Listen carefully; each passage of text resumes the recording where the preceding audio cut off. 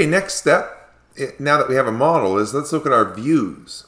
And the first view I like to tackle is actually kind of a secondary view, but it makes that model and the data in the model available as a search engine. Now that might sound pretty hard. We're going to make a search engine? Yeah, Google-like search engine against that table.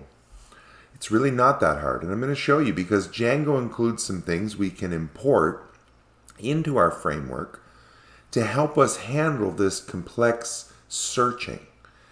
Now let's take a look here. This is pretty interesting stuff. I really like doing search. So again, when I go to my URLs, right, now that I have my model, I need some pages that the user can visit to reach them. I include search.urls, which means I go into my search and go to those URLs, and I have search and the search results, meaning I have two views into search. Now, my views, don't get excited. I'm going to break this down. It's pretty easy. The first thing we're going to do is import our new devices model in, and we're going to reference that model. And it's called devices. Devices, good. Now you see I'm importing this Q.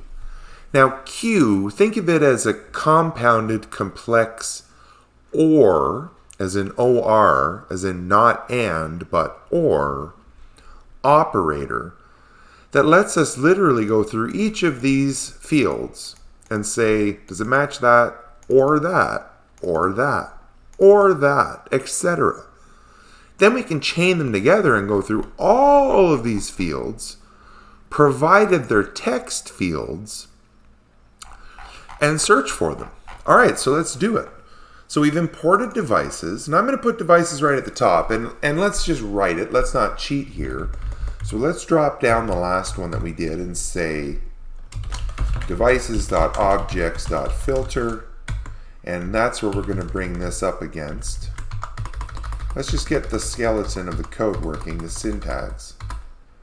Okay, good. Now inside of this, I'm going to say Q, and we're going to say hostname equals query. We'll come back to where this query comes from. It comes from self-requests get Q from these templates. So we're going to find Q inside of the template search, the search page. Input name is Q inside of this text input box. Okay, and that's search results is the URL on the action of this form. So they type in something in the search, loads it into Q, redirects to the results page after being rendered by the templating engine.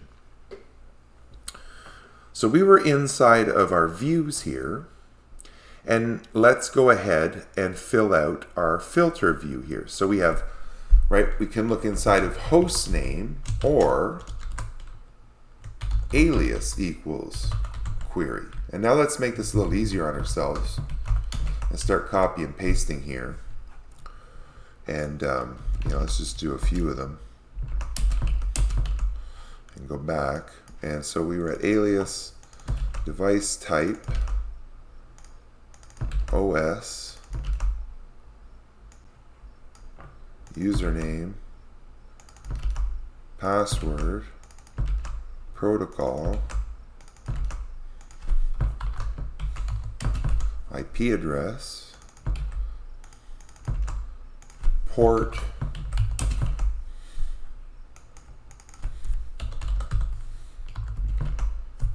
and connection timeout. Now, we're not adding timestamp because it is a date time field. Can't add it to our query because our query is for text. So that's it. We have added that. Now, again, most of the other work is done. Now, what is not done, and we're going to have to build this from scratch because I don't have existing HTML, is the table that presents anything that we find in the hits. Right? So we need, in our search results page, we're going to want to add a section at the top here, and we have to adjust all of our indexes, which we will do in a second. So let's take an existing table and if statement here, and we're going to fill it in from scratch. And now let's go ahead and adjust all of these. Now this is going to be boring and it kind of sucks, but I have to do this. We have to adjust all of our indexes up by 1 because I put devices at the front, which is okay. It's in the long run, it's an easier to have devices right up front. Oh, I see. Because this is the direct, yeah, it's not a for loop. It's okay, this will just take a second here, and you kind of get a review of the code and the HTML that we have in the search results. And look at all these amazing tables we're searching in now for a keyword or something. Now, it's funny, if anyone who does a keyword search in this search engine now for a device name, like the alias, not the host name, but the alias of the device, they will always get this table that we're going to add, and which is pretty good. It's a nice view at the very top of our results to say, right, here's the results page, and in the first set of records, here is all the information about the host that all of the other search results have found information about. Why did that go from 8 to 9? Well, I'm going to have to just make sure I'm talking and maybe that one was wrong previously. That's what it looks like because this one went to the right number is 10.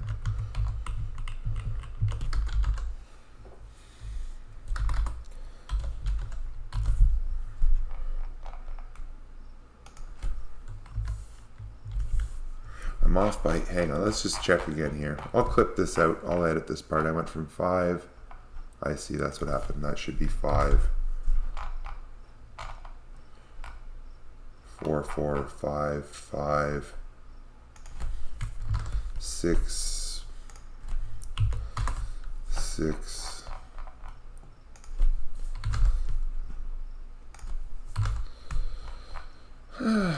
Well, I hope everyone has a nice weekend. I'm going to be working on code all weekend, and I'm excited about this because I want to really get away from that YAML. So now I'm up to 9 here.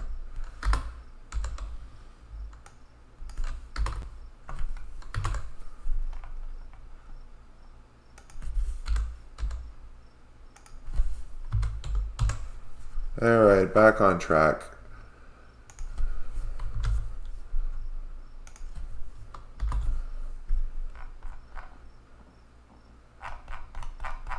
Okay, so those are all renumbered. Now let's build our HTML table. So we've copied this in. I have ACL hits twice. Now this is going to be, right, device hits.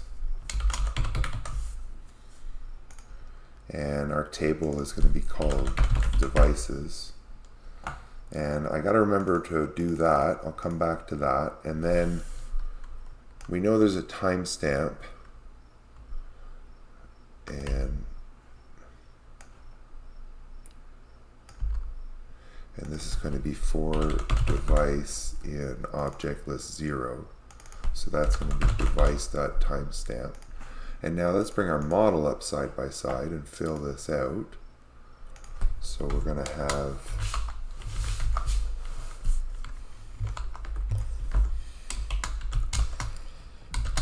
host name,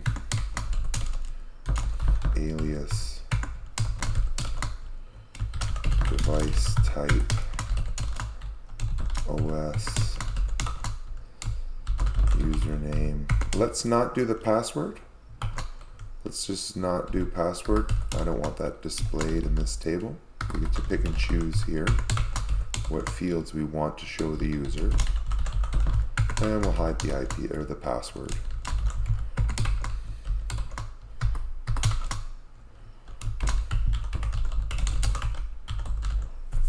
Okay, so that's that, and now I have to put in the table rows here.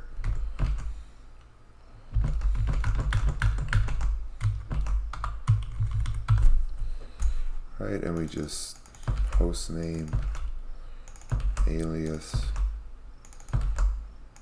device type, operating system, username, password, not password, protocol. Would hate to make that mistake and drop the password in the wrong column there. That's not good. All right, port. I see, and I accidentally erased timestamp. Okay, all right, so this is good. This is really good. This should work right away, actually, as long as the server comes up, and it did. So let's go to our search page here. Let's grab that and search for that.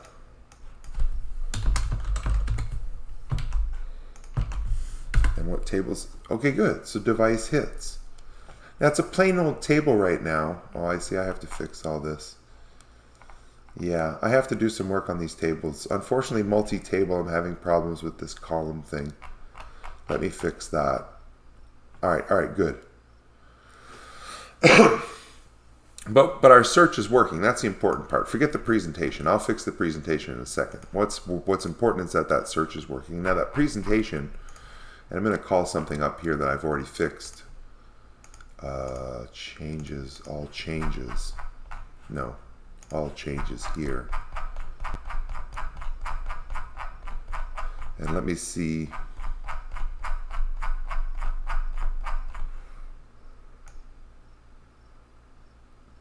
No, I haven't fixed it here either yet. Where did I fix it? I fixed it somewhere.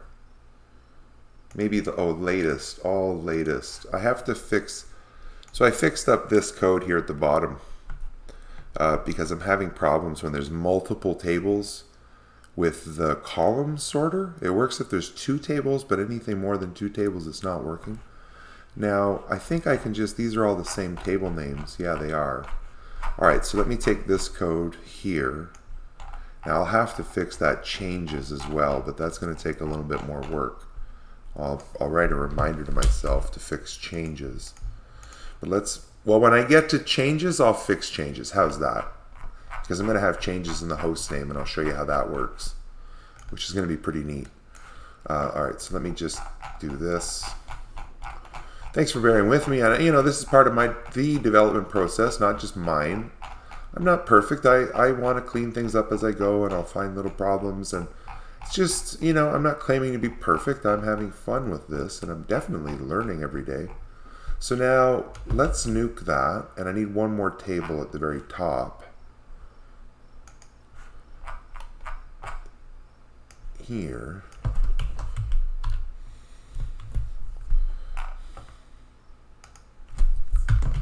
Called devices, and let's make sure that I gave this devices. Okay, so now let's refresh this page. There we go, it looks a lot better. And we found this host name here in this host name, here in this host name, here in this host name, and here in this host name. Pretty neat, right? And again, we could search for this IP address now. And it comes back as this IP address here. Pretty neat, right? So, or operating system type. Okay, so that is the search. And I'm going to stop it here, and then we'll move on to some more views. But that's one device, I get it. But imagine, right, being able to search and have all your username, the protocol, the operating system type. Give me every device that's NXOS. Give me every device that starts with 1010 dot star, and it should give us that. Pretty neat, right? So let's move along to the next set of views into our new device table.